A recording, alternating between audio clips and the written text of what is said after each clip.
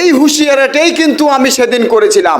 আমি কিন্তু আওয়ামী লীগের এই নেতাকর্মীদেরকে সেদিন বলেছিলাম যে দেখেন, আপনারা কিন্তু কেউ জয় বাংলার স্লোগান দিয়ে, আপনারা দেখতে পাচ্ছেন ইতিমধ্যে যে এখানে আমি আপনাদেরকে ডিসপ্লেতে দেখাবো একটা এমন ভিডিও, যে ভিডিওতে আমি যে কথাটি বলেছিলাম সেই কথাটি কিন্তু এখন বাস্তবে প্রমাণিত হয়ে গিয়েছে। ডক্টর ইউনূস সরকার, এই ডক্টর ইউনূস সরকার সেটা কিন্তু বাস্তবায়ন করেছেন।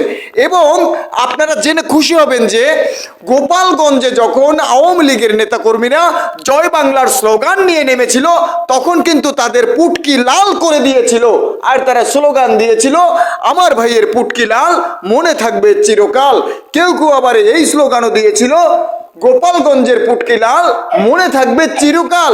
এখন আমি আপনাদের এমন একটা ভিডিও দেখাতে চাই, আপনারা দেখছেন এখন লাইভে সরাসরি আপনারা দেখতে পাচ্ছেন যে এখানে কিন্তু একটা ভিডিও চলছে, যে ভিডিওটা আদালতের ভিডিও।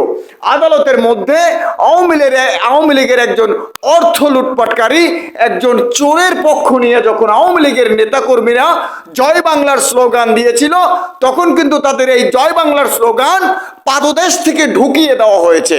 তো সেই ভিডিওটা আপনারা এখন দেখতে চলেছেন। আপনারা এখানে ডিসপ্লেতে দেখতে পাচ্ছেন যে তারা কিন্তু মিছিল নিয়ে অগ্রসর হচ্ছে। দেখুন আপনারা দেখুন, মিছিল নিয়ে কিন্তু তারা অগ্রসর হচ্ছে। আমি ডিসপ্লেতে দিয়ে দিয়েছি, আপনারা দেখতে থাকুন।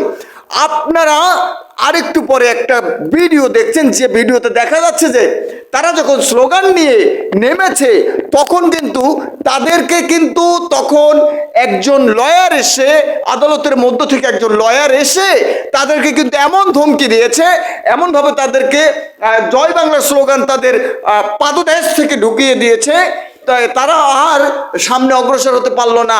দেখুন, এই আওয়ামী লীগ কিন্তু পুলিশ ছাড়া রাস্তায় একটি পাও ফেলতে পারতো না। এখন সেই আওয়ামী লীগ কিনা হটিয়ে যাচ্ছে, পটিয়ে যাচ্ছে, তারা সরে যাচ্ছে। কেন? কোথায় গেল তোমাদের পুলিশেরা? এখন তোমাদের এত অহংকার কোথায় চলে গেল?